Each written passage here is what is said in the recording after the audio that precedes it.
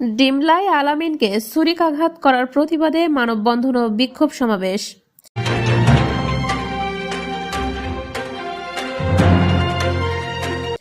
আসসালামু আলাইকুম দর্শক, সকলকে আমন্ত্রণ জানাচ্ছি বিবিআর নিউজ সংবাদে। বিশেষ প্রতিনিধি মোহাম্মদ আনোয়ার হোসেনের পাঠানো ভিডিও চিত্রে বিস্তারিত দেখুন।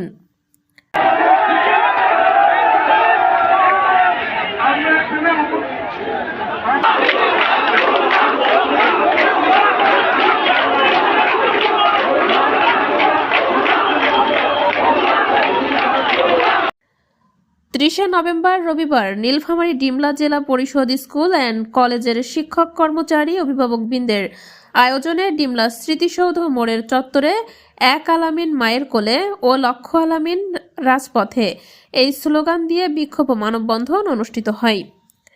গত 27 নভেম্বর সকালে ডিমলা জেলা পরিষদ স্কুল অ্যান্ড কলেজের 10ম শ্রেণীর ছাত্র আলামিনকে ধারালো ছুরি দিয়ে এলোপাথাড়ি আঘাত ও গুরুতর জখম হত্যার চেষ্টায় সন্ত্রাসী নাসিম ও তার সহযোগীদের অবিলম্বে গ্রেপ্তার ও বিচারের দাবিতে মানববন্ধন ও বিক্ষোভ সমাবেশ করেন ছাত্রছাত্রী, অভিভাবক, শিক্ষকরা।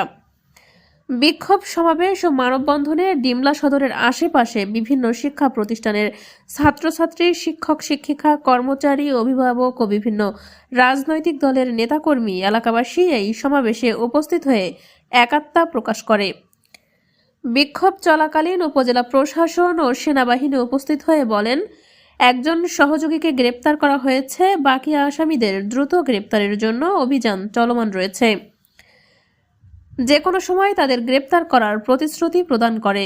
উপজেলা নির্বাহী কর্মকর্তা ইমরানুজ্জামান ডোমার, ডিমলার সহকারী পুলিশ সুপার নিয়াজ মেহেদি, আলামিনের বাবা নূর ইসলাম বলেন, রংপুর হাসপাতালে আমার ছেলে মৃত্যুর সাথে লড়াই করছে, তোমরা সবাই আমার ছেলের জন্য দোয়া করো। সেই সাথে হামলাকারী ও তার সহযোগীদেরকে দ্রুত গ্রেপ্তারের দাবি জানান। আমি একজন অসহায় দরিদ্র পরিবারের মানুষ, ছেলের চিকিৎসা করতে বিভিন্ন মানুষের কাছে ঋণ করতে হচ্ছে। ডিমলা স্মৃতিসৌধ চত্বরে বিক্ষোভ সমাবেশে বিভিন্ন রাজনৈতিক দলের নেতাকর্মী, ছাত্রছাত্রী, অভিভাবক বক্তব্য রাখেন। বিদ্যালয় সূত্রে এক আদেশে জানা যায়, দ্বাদশ শ্রেণীর ওই ছাত্র নাসিমকে সাময়িক বহিষ্কার করা হয়েছে।